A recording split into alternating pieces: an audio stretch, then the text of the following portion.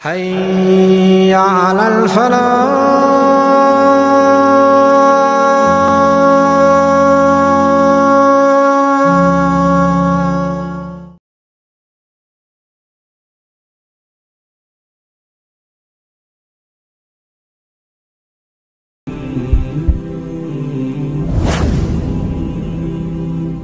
سعد ابن ابی وقاص نے کہا اسی حدیث میں مسلم شریف کی مباہلے والی جو ہے کہ میں نے 3 باتیں علی ابن ابی طالب کے بارے میں ایسی سنی ہیں کہ مجھے 3 میں سے ایک بھی مل جاتی نا تو میرے لیے سرخ اونٹوں سے بہتر ہوتا۔ یہ وہ شخص کہہ رہا ہے جو خود جید صحابی ہے، عشرہ مبشرہ میں سے ہے، اور بخاری مسلم حدیث ہے، حضرت علی کہتے ہیں میں نے اپنے کانوں سے سنا ہے کہ نبی الاسلام نے فرمایا تھا غزوہ بدر یا احد کے موقع پر کہ 7 تیر چلا تجھ پہ میرے ماں باپ قربان، اپنے ماں باپ کو جمع کیا تھا سعد ابن ابی وقاص پر، اور یہ شروع کے 5 مسلمانوں میں سے سعد ابن ابی وقاص، ذہن میں رکھیے گا سر، سینئر اصحاب میں سے۔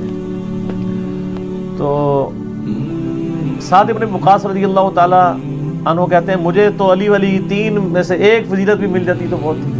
پھر انہوں نے کہا پہلی فضیلت سنو کہ غزوہ تبوک کے موقع پر نبی صلی اللہ علیہ وآلہ وسلم نے عورتوں اور بچوں پر سیدنا علی کو اپنا نائب کے طور پہ چھوڑا، اور انہوں نے سیدنا علی رو پڑے کہ یا رسول اللہ میں اکیلا، مجھے یہاں چھوڑ کے جا رہے ہیں، یہ پہلا اور آخری موقع تھا کہ آپ کسی غزوے میں شریک نہیں ہوئے نبی علیہ السلام۔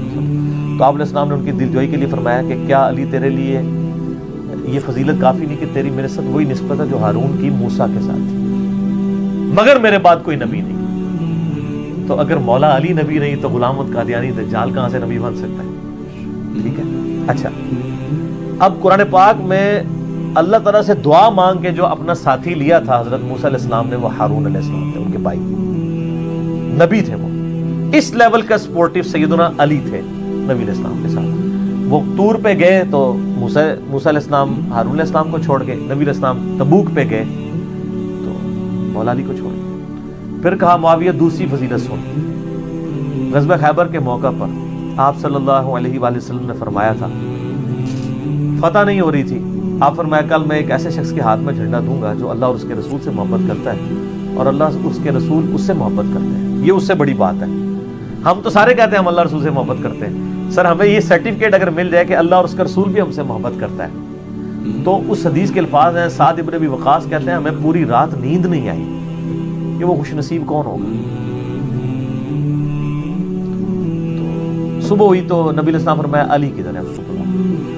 تو آشوب چشم تھا، نبی علیہ السلام نے اپنے مبارک لعاب دہن ان کی آنکھوں میں لگایا، دعا دی، اور اللہ تعالیٰ نے فتح دے دی۔ اچھا یہ جو حدیث کے 2 پورشن ہے نا، یہ دونوں تیری میرے ساتھ وہی نسبت ہے جو ہارون کی موسیٰ کے ساتھ اور خیبر والی، یہ دونوں حدیثیں بخاری میں بھی ہیں، مولا علی کے فضائل والے چیپٹر میں شروع میں یہ 2 حدیثیں ہیں۔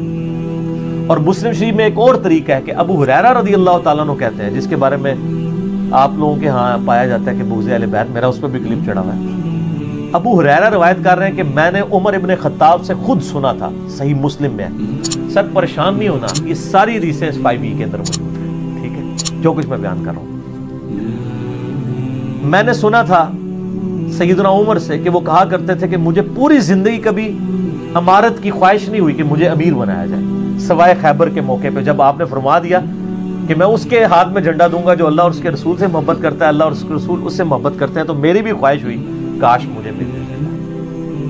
تو یہ سیدنا عمر کا قول صحیح مسلم میں حضرت ابو ہریرہ روایت کر رہے ہیں، اسی یعنی انہی احادیث کے اندر۔ تو یہ دوسری فضیلت تھی۔ پھر ان کا معاویہ تیسری فضیلت سن، جب نجران کے عیسائیوں کا وفد آیا اور نبی الاسلام نے ان پہ دلائل تمام کر دیے، پھر مباہلے کے لیے اللہ تعالیٰ کی طرف سے آیات نازل ہوئی، سورہ ال عمران آیت نمبر 61۔ تو نبی علیہ السلام سیدنا علی، حسن، حسین اور فاطمہ علیہ السلام اجمعین کو لے کر آئے اور اللہ کے حضور دعا کی، اللہم ہؤلاء اہل بیت، اے اللہ یہ میرے اہل بیت ہیں۔ تو یہ آخری مباہلے والا پورشن سناتے ہیں کہ حدیث کب بیان کی سعد ابن ابی وقاص نے، اس کے ساتھ کیا کیا چیزیں جڑی ہوئی تھی، وہ سر انجینئرنگ کے دور میں صرف بیان ہوتی ہیں۔ جب تک یہ انجینئرنگ کا دور شروع نہیں ہوا تھا نا، اس وقت تک یہ ساری کی ساری چیزیں قبض میں تھیں، اب بست ہو چکا ہے، کھل چکا ہے سب کچھ۔ تو یہ پھر پوری کی پوری حدیث اس طریقے سے۔ آپ دیکھ لیں کہ جو غدیر خم کی حدیث ہے نا، حدیث ثقلین عربی میں کہتے ہیں دو بھاری چیزوں کو. وہ مسلم شریف میں ہم نے اپنے منہج میں بھی لکھا ہے. مسلم شریف میں اوپر تلے 4 حدیثیں ہیں. انٹرنیشنل نمبر کے مطابق 6225 سے 6228 تک. نبی الاسلام نے اپنی وفات سے 2 سے 2.5 مہینے پہلے مکے سے مدینے آتے ہوئے حجۃ الوداع سے واپسی پہ خم نامی گاؤں میں ایک خطبہ دیا. 17 یا 18 ذوالحجہ کون سا بنتا ہے جی؟ 17 ذوالحجہ 18 ذوالحجہ. تو وہ اس حدیث میں جو غدیر خم کی مسلم شریف میں آتی ہے. اب یہ دیکھیں ہماری مین سٹریم کی کتاب میں تھی مسلم شریف میں. تو نبی علیہ السلام نے خطبہ دیتے ہوئے فرمایا لوگوں آگاہ ہو جو میں بھی ایک انسان ہوں. قریب ہے کہ اللہ کا قاصد یعنی موت کا فرشتہ میرے پاس آئے اور میں اس کی دعوت قبول کر لوں. میں اپنے بعد تم میں 2 بھاری چیزیں چھوڑ کے جا رہا ہوں. ان میں سے پہلی چیز اللہ کی کتاب ہے. تم اللہ کی کتاب کو پکڑو, اس میں ہدایت ہے, اس میں نور ہے. اس کتاب کو پکڑو, اپنا تعلق اس کتاب کے ساتھ مضبوط کرو. اللہ کی کتاب اللہ کی رسی ہے, جو اسے پکڑے گا وہ ہدایت پہ ہوگا, جو چھوڑ دے گا گمراہ ہو جائے گا. اور دوسری بھاری چیز میرے اہل بیت ہیں. میں اپنے اہل بیت کے معاملے میں تمہیں اللہ کا خوف دلاتا ہوں, اللہ کا خوف دلاتا ہوں. 3 دفعہ فرمایا کہ اللہ کا خوف دلاتا ہوں. امت نے نہ قرآن کو پکڑا اور نہ اہل بیت کو چھوڑا. Point to be noted. Quran کو نہ پکڑا اور نہ اہل بیت کو زندہ چھوڑا. بالکل الٹ اس وصیت کے عمل کیا. یہ آپ نے خطبہ دیا ہے خم گاؤں میں. غدیر کہتے ہیں پانی کا جہاں پہ کوئی تالاب ہو. غدیر خم, خم نامی گاؤں تھا جہاں پانی, جسے پرانے زمانے میں سفر کرنے کے لیے ایک جناب غدیر خم. پھر آپ دیکھیں وہ ایک ہے تو تالاب اور گاؤں ہی تھا. دنیا میں بڑے گاؤں بنے ختم ہو گئے, لیکن خم غدیر خم قیامت تک کے لیے زندہ ہے. ہمارے نبی کی نسبت حاصل ہوئی ہے صلی اللہ علیہ وآلہ وسلم. تو وہ گاؤں آج بھی موجود ہے غدیر خم, اور اس کی بازگشت پوری دنیا میں سنائی دے رہی ہے اس خطبے کی. وہ اصل میں آپ نے وہاں پہ صرف اہل شام اور اہل مدینہ رہ گئے تھے. آپ کو مستقبل کی خبریں اللہ نے بتا دی تھی. اس کے والے سے آپ امت کو آگاہ کر رہے تھے کہ میں اہل بیت کے بارے میں تمہیں اللہ کا خوف دلاتا ہوں. مسلم شریف میں اتنی حدیث ہے, لیکن یہ حدیث سنن نسائی الکبریٰ کے اندر بھی موجود ہے, مسند احمد میں بھی موجود ہے, جامعہ ترمذی میں بھی اس کا کچھ پورشن موجود ہے, امام ابن عاصم کی کتاب السنہ کے اندر بھی موجود ہے, مجموع الزوائد کے اندر بھی. مین سٹریم کے اہل سنت کے آلموسٹ کئی کتابوں میں یہ حدیث موجود ہے. المعجم الکبیر طبرانی کے اندر بھی موجود ہے. پھر آپ علیہ السلام نے اس موقع کے اوپر مولا علی کا ہاتھ پکڑ کے صحابہ میں بلند کیا اور کہا من کنت مولہ فہذا علی مولہ. اور اس سے پہلے آپ نے آیت تلاوت کی النبی اولیٰ بالمؤمنین من انفسہم وازواجہ امہاتہم. نبی علیہ السلام مومنین پر ان کی جانوں سے بڑھ کر حق رکھتے ہیں اور نبی کی بیویاں امت کی مائیں ہیں. پھر آپ نے صحابہ سے پوچھا یار کہ اے میرے صاحب, اس آیت کے تحت کیا تم میرا حق ولایت یعنی میرا جو حق ہے تم پر قربت کا وہ مانتے ہو؟ صاحب نے کہا بلا یا رسول اللہ کیوں نہیں. پھر آپ فرمایا من کنت مولا ہوں, جو پھر مجھے مولا مانتا ہے, مجھے اپنا آقا مانتا ہے, مجھے اپنے جان سے بڑھ کر عزیز سمجھتا ہے, تو پھر مولا علی کو بھی وہ مانے.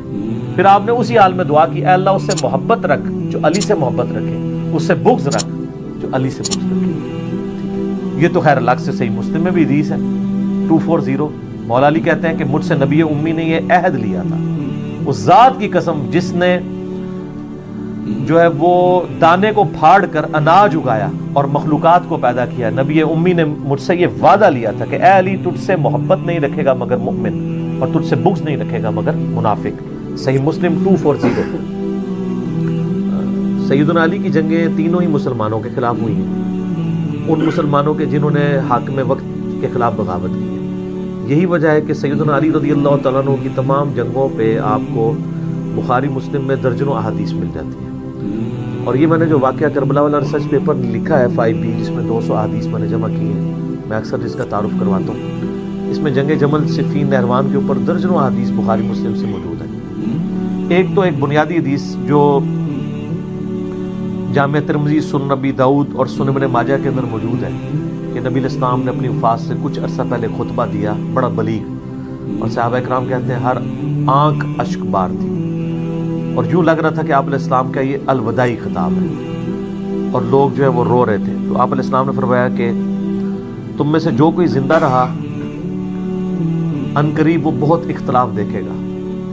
تو ایسی صورتحال میں تم میری اور میرے خلفائے راشدین کی سنت کو لازم پکڑ لینا، علیکم بسنتی و سنت الخلفاء الراشدین المہدیین، اور اپنی دانتوں سے اس کو، جڑوں سے، اس کی داڑوں سے مضبوطی سے پکڑ لینا، اور دین میں نئی نئی بدعات سے بچنا، ہر بدعت گمراہی ہے، اور سنن نسائی میں الفاظ ہیں کہ ہر گمراہی دوزخ میں لے جاتی ہے۔ تو خلفائے راشدین کی سنت کو پکڑنا اور ان کے مخالفین کو اہل بدعت کہنا، یہ نبی اسلام نے خود فرمایا۔ یہ بدعت کی جو بنیادی ڈیفینیشن جو ہے، یہ کل بدعۃ ضلالہ و کل ضلالۃ فی النار، یہ ہے ہی بیسیکلی خلفائے راشدین کے خلاف ہے۔ اسی کانٹیکسٹ میں ہم سیدنا عثمان غنی رضی اللہ تعالیٰ عنہ کے خلاف جو بغاوت کرنے والے ہیں ان کو بھی بدعتی شمار کرتے ہیں، اور سیدنا علی کے خلاف جو بغاوت کرنے والے ہیں ان کا یہ عمل بھی بدعت ہے۔ اور سیدنا علی کے حوالے سے تو درجنوں احادیث موجود ہیں، میں نے اس پیپر میں ڈالی ہیں۔ اس میں ایک وہ بنیادی حدیث جو ساری جنگوں کو کور کرتی ہے، وہ مسند امام احمد میں حدیث موجود ہے، المستدرک للحاکم میں موجود ہے، سنن نسائی الکبریٰ میں خصائص علی والے چیپٹر میں نبی الاسلام اپنی ایک بیوی کے گھر سے باہر نکلے اور صحابہ کرام کہتے ہیں ہمارے ساتھ سیدنا ابوبکر عمر بھی موجود تھے اور باقی اصحاب بھی۔ تھوڑی دور جا کے آپ الاسلام کی جوتی ٹوٹ گئی تو آپ نے جوتی اتار کے اپنی سیدنا علی کو دی گانٹنے کے لیے،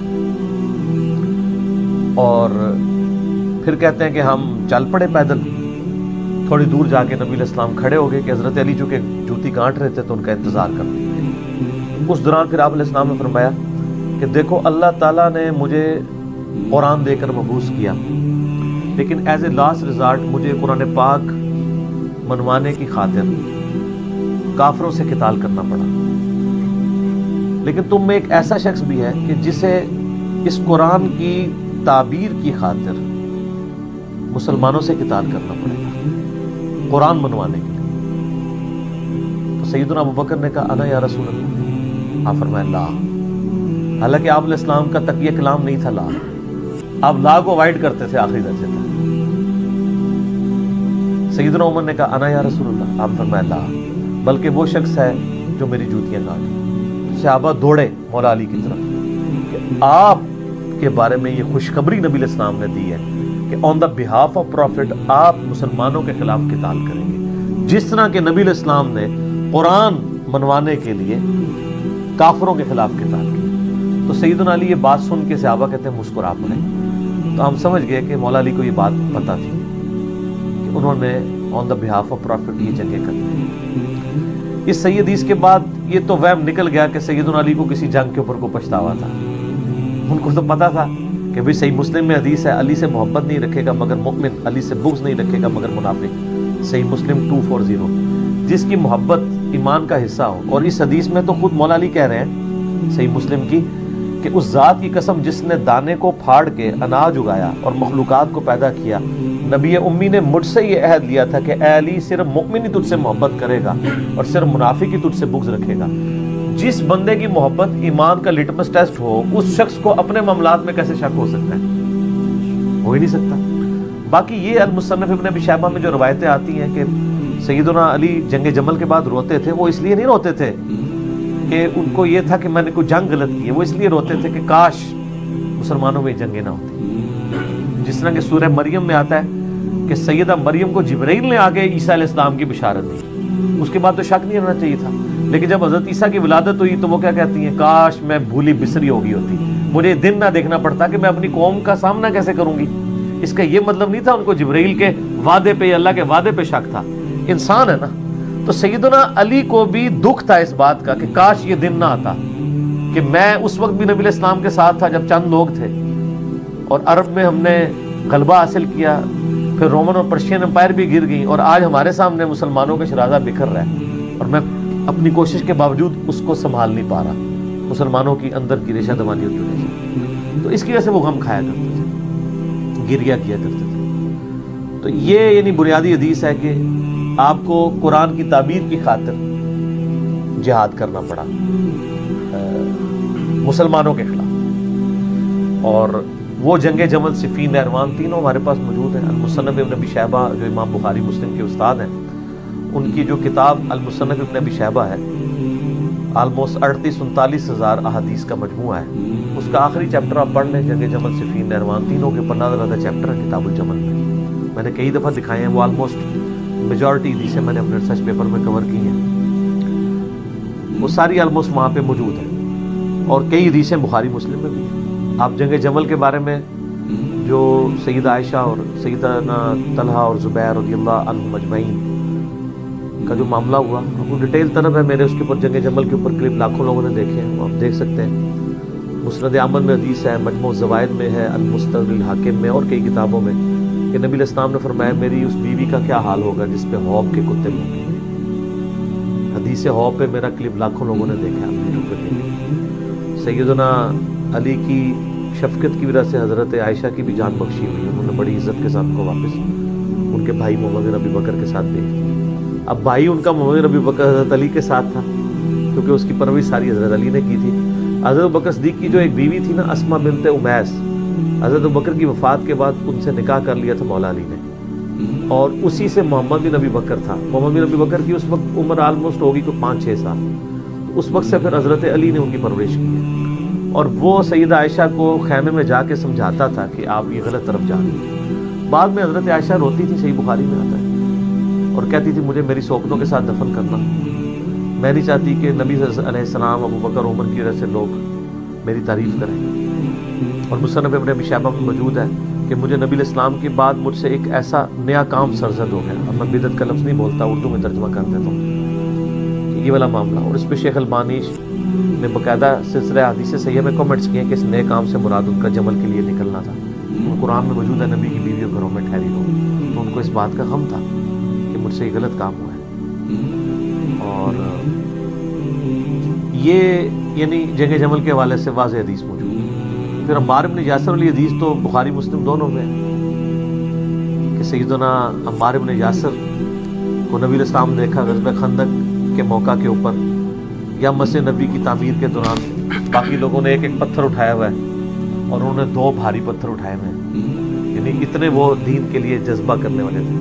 نبی علیہ السلام نے ان کی مبارک داڑھی سے مٹی جھاڑی اپنے ہاتھوں سے، اور پھر کہا وائے عمار، عمار افسوس ابن سمیہ تجھے ایک باغی جماعت قتل کرے گی، تو انہیں اللہ اور جنت کی طرف بلائے گا، وہ جماعت تجھے دوزخ کی طرف بلائے گی۔ یہ الفاظ اتنے سخت ہیں کہ زبیر لزئی رحمہ اللہ تعالیٰ مجھے خود کہتے تھے علی بھائی میں کام جاتا ہوں جب یہ الفاظ پڑھتا ہوں کہ میں اس کی تفسیر کیا کروں کہ وہ جماعت تجھے دوزخ کی طرف بلا رہی ہے۔ تو اس پہ تو اتفاق ہے کہ وہ جماعت کون سی ہے۔ اگلے دن میں وہ بریلویوں کے ایک ناسبی مولوی کو سن رہا تھا، تو وہ اس کو کمپیئر کر رہا تھا حضرت زبیر کے ساتھ کہ حضرت زبیر، جب آپ کو پتہ نا سلسلہ حدیث صحیحہ میں شیخ البانی میں ساری روایتیں بھی جمع کی ہیں حاکم کے ریفرنس سے کہ جب حضرت زبیر جنگ جمل کے لیے آئے نا تو حضرت حسن ابن علی نے بتایا کہ آگے حضرت زبیر بھول جائے۔ قرآن میں آتا ہے کہ حضرت یوسف علیہ السلام نے جو 2 قیدی تھے،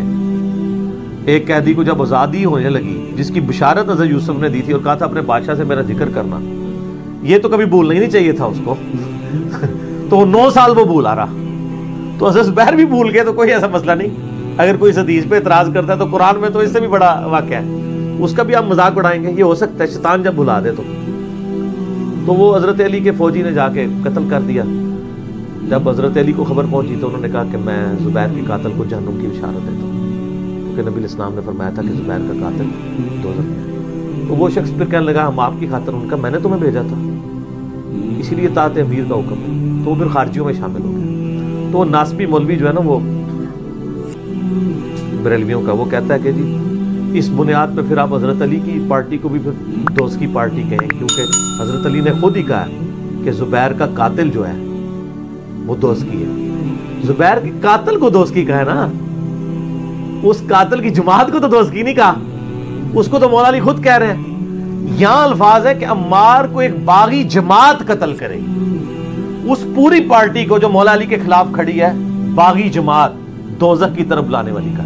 تو آپ دیکھیں چھوٹے چھوٹے فرق کے ساتھ یہ منطق لڑا کے کس طرح انالوجی سیم بنانے کی کوشش کرتے ہیں، ٹھیک ہے؟ تو یہ کیا سمجھتے ہیں لوگ گھاس کھاتے ہیں؟ ہمیں نہیں پتا کہ آپ 2 بالکل ڈیفرنٹ چیزوں کو ایک بنا کے پیش کر رہے ہیں۔ تو یہ کلپ میں نے حالیہ دنوں میں دیکھا، تو وہ ایک ٹی وی چینل پہ، ایک انگلینڈ سے ٹی وی چینل چلتا ہے، تو وہ ناسبی بیٹھ کے تو اس طرح کی باتیں کر رہا تھا۔ تو جاہل آدمی مطلب پتہ ہی نہیں ہے کہ 2 چیزوں ڈیفرنٹ چیزوں کو آپ ایک طرف ایک انڈیویجول ہے ایک طرف پوری جماعت کو کہا رہے ہیں. حالانکہ وہاں بھی ایک انڈیویجول بھی تھا, مسند احمد میں موجود ہے, ابو الغادیہ نام کا بندہ ہے, صحابی ہے, اور عام صحابی نہیں ہے, صلح حدیبیہ کا صحابی ہے. اور مسلم شریف میں حدیث ہے کہ جو لوگ جنہوں نے بیعت رضوان میں میرے ہاتھ پہ بیعت کیا ان کو دوزخ کی آگ نہیں چھوئے گی. یہ حدیث مسلم شریف میں ہے, ابو داؤد میں بھی ہے, صحیح مسلم میں بھی موجود ہے. ابو الغادیہ جو ہے وہ اصحاب شجرہ میں سے ہے. لیکن اس حدیث کے تحت دوسری طرف مسند احمد میں وہ خود ہی ابو الغادیہ کا چیپٹر آپ نکال لیں. ابو الغادیہ پوری زندگی روتے تھے کہ مجھ سے عمار ابن یاسر کا قتل ہو گیا, اور وہ کہتے تھے کہ نبی علیہ السلام نے تو فرمایا تھا عمار کا قاتل اور مال لوٹنے والا دوزخ میں. وہ روتے تھے. اچھا, اب جو ناسبی ہیں نا وہ کہتے ہیں کہ نہیں, عمار کا قاتل اور مال لوٹنے والا دوزخ میں ہے, تو ابو الغادیہ جو ہے نا چونکہ اس کو فضیلت حاصل ہو چکی ہے اصحاب شجرہ کی, لہذا اس پہ یہ فٹ نہیں ہوگا. اچھا, حالانکہ خاص دلیل سے عام ختم ہوتی ہے, عام دلیل سے خاص چیز نہیں ختم ہوتی. وہ عام دلیل ہے, یہ خاص ہے. ٹھیک ہو گیا. یہ خاص چیز جو ہے اس کو عام دلیل سے ختم کر رہے ہیں. ویسے دوسری جگہ جو ہے نا ان کو جب کہنا وَإِذَا قُرِئَ الْقُرْآنُ فَاسْتَمِعُوا لَهُ تو کہتے ہیں یہ تو عام ہے, خاص یہ ہے لا صلاۃ لمن لم یقرأ بفاتحۃ الکتاب, تو کہتے ہیں اس سے وہ عام ختم ہوتا ہے. ادھر انہوں نے اپنے قانون ہی الٹ کر دیا ہے, عام چیز سے خاص ختم کر دیا ہے. ایون ابن حجر اسقلانی نے بھی کیا. شیخ البانی رحمہ اللہ جو محدث اعظم سعودیہ تھے, پھر سعودیہ سے بھی چلے گئے. محدث اعظم سعودیہ اس لیے کہا جاتا ہے کہ سعودیہ کا مفتی اعظم بن باز کہتا ہے کہ میں نے نیلی چھتری کے نیچے اس سے بڑا حدیث کا کوئی عالم نہیں دیکھا. اس وقت مدینہ یونیورسٹی میں, ام القرآن یونیورسٹی مکے کے اندر سارے استاد جتنے ہیں وہ سارے شاگرد ہیں شیخ البانی کے. تو شیخ البانی رحمہ اللہ نے پھر ابن حجر اسقلانی کے اوپر گرفت کیا. انہوں نے کہا کہ یہ بہت غلط اجتہاد آپ نے کیا ہے. جب نبی علیہ السلام اس کو کہہ رہے ہیں کہ مار کا قاتل اور مال لوٹنے والا دوزخ میں ہے, تو اب اصحاب شجرہ والی جو فضیلت ہے اس سے وہ باہر نکل گئے, کیونکہ یہ اسپیسیفائی ہو گیا نا, یہ خاص دلیل ہوگی. ٹھیک ہے, باقی وہ دوزخ میں ظاہر ہے ہمیشہ کے لیے نہیں رہیں گے, یہ تو ہم بات نہیں کریں گے. جس نے کلمہ پڑھا الٹیمیٹلی ایک دن اپنا عذاب بھگت کے جنت میں چلا گیا. لیکن ابو الغادیہ صحابی بھی ہیں. مسند ابو الغادیہ پورا چیپٹر ہے مسند امام احمد میں, اور وہ مسند ابو الغادیہ نکال لیں تو اس میں یہی ساری حدیثیں ہیں ان کی رونے کی اور یہ کرنے کرانے کی. 4-5 حدیثیں ہیں ٹوٹل, ٹھیک ہے, حدیث کی کتابوں میں. تو وہ پوری زندگی روتے تھے اور کہ بھی عمار کا قتل مجھ سے ہو گیا. ان کو بھی یعنی اس چیز کا احساس ہو گیا, لیکن ان پہ صرف فٹ نہیں ہوا. بخاری کے حدیث ہے 2812, عمار کو ایک باغی جماعت قتل کرے گی. حالانکہ قتل تو ایک بندے نے کیا ابو الغادیہ نے, اور وہ رو بھی رہا ہے کہ میں نے انڈیویجول نے کیا ہے, لیکن پوری جماعت کو رگڑے میں آ گئی ہے, اس لیے کہ وہ جماعت جو ہے نا اصل میں وہ ایک بغاوت کے اوپر ہے. ٹھیک ہو گیا نا, اس نے پورا سٹانس لیا ہوا ہے. اس لیے تو المصنف ابن ابی شیبہ میں موجود ہے نا کہ مولا علی کہتے ہیں جب ان سے اہل صفین کے بارے میں پوچھا گیا, میں نے اس پمفلٹ میں بھی ڈالا ہے, انہوں نے کہا میں امید کرتا ہوں کہ میرے ساتھی تو ہے ہی جنتی, کیونکہ انہوں نے خلیفہ راشد کی طرف سے قتال کیا اور شہید ہوئے. میں امید کرتا ہوں میرے مخالفین بھی جو ہے وہ اللہ تعالیٰ ان کو معاف کر دے گا جن کو ان کے سرغنہ نے ورگلایا. پھر قیامت والے دن معاملہ اللہ کی بارگاہ میں میرے اور معاویہ کے درمیان طے پائے گا. ٹھیک ہے نا جی, یہ حصہ چھپا دیتے ہیں. یہاں پہ کچھ اہل حدیثوں نے نا یعنی حضرت علی کے مخالفین کے دفاع کے لیے کتابیں لکھی ہیں نا, تو وہ اتنا ہی لکھتے ہیں کہ دیکھیں حضرت علی تو خود کہہ رہے ہیں کہ میرے بھی جنتی ہیں, مخالفین بھی جنتی ہیں. آخری الفاظ نہیں نکالتے کہ پھر معاملہ میرا اور معاویہ کے درمیان طے پائے گا. ٹھیک ہے نا, یہ بھی حضرت علی کی اسیسمنٹ ہے. ہو سکتا ہے کہ صرف حضرت معاویہ والا معاملہ نہ ہو, باقیوں کا بھی ہو. یہ ان کی ایک امید ہے. انہوں نے کہا مجھے امید ہے, وہ تو اللہ نے فیصلہ کرنا نا, آخرت کا فیصلہ تو ہم یہاں بیٹھ کے نہیں دنیا میں کرتے ہیں. دوسری طرف المصنف ابن ابی شیبہ میں مولا علی نے قنوت نازلہ بھی پڑھی ہے, اللہم علیک بمعاویہ و شیعہ, اے اللہ معاویہ اس کے شیعہ کو برباد کر, عمر ابن عاص اور اس کے شیعہ کو برباد کر, جو ہے ابا سلمی اور اس کے شیعہ کو برباد کر. ان کو تو انہوں نے معاف نہیں کیا. اہل جمل کے بارے میں تو آپ نے مطلب نرم رویہ رکھا ہے, کیونکہ ظاہر ہے وہ حضرت طلحہ بھی چھوڑ گیا. المسلی الحاکم میں آتا ہے تو مروان نے خود ہی ان کے گھٹنے میں تیر مار دیا, کس کی وجہ سے جنگ مار گئے. تو اہل جمل کو بھی معاف کر دیا. اور آپ اہل نہروان والوں کے بارے میں آ جائیں تو بخاری مسلم میں حدیثیں ہیں کہ نبی علیہ السلام نے فرمایا تھا کہ اس طرح کی ایک قوم نکلے گی, اور جب میرے یعنی اس ماننے والوں میں مسلمانوں میں 2 گروہ بن جائیں گے, تو ان میں سے جو گروہ اقرب الی الحق ہوگا وہ قتال کرے گا اس خوارج کی جماعت کے ساتھ، وہ روئے عرض کے سب سے بہترین لوگ ہوں گے، وہ خوارج کے خلاف لڑنے والے، مولا علی کے ماننے والے لوگ جو جنگ نہروان ہوئی ہے۔ اب یہ اقرب الی الحق سے وہ پھر لیتے ہیں، کہتے ہیں جس سے پتہ چلا دوسرا بھی حق پہ ہے، نہ دوسرا حق پہ ہو تو بخاری کی وہ حدیث کہاں جائے گی کہ دوزخ کی طرف بلانے والی جماعت، باغی جماعت۔ اقرب الی الحق جو ہے یہ عربی کا سٹائل ہے، پھر میں نے اس پمفلٹ پہ باقاعدہ اس کا جواب دیا ہے کہ اس سٹائل کی یہ تو آیت ہے نا، سورہ آل عمران کی آیت نمبر 167 ہے۔ غزوہ احد کے موقع پر اللہ تعالیٰ نے منافقین کے لیے کہا کہ وہ اس وقت کفر کے زیادہ اقرب تھے ایمان کی نسبت، تو اس کا مطلب منافقین میں ایمان بھی تھا؟ نہیں، منافق تو ہوتا ہی کافر ہے۔ تو کہا اقرب، یہ اقرب کا مطلب حق والا اس کے تحت۔ اور سورۃ الکبریٰ البیہقی میں عمار بن یاسر نے فرمایا کہ اہل شام کو یہ نہ کہو کہ وہ کافر ہیں، بلکہ کہو کہ وہ فاسق ہے اور ظالم ہے، کافر ان کو نہ کہو۔ تو جنگ نہروان کے بارے میں بخاری مسلم میں تو بہت زیادہ حدیث ہے کہ نبی علیہ السلام فرمایا میری امت کے بہترین لوگ ہوں گے جو خوارج کے خلاف قتال کریں گے۔ تو جمل، صفین، نہروان، یہ سب کی سب جنگیں جو ہے نا وہ ان پہ مولا علی کو حق پہ مانا جاتا ہے۔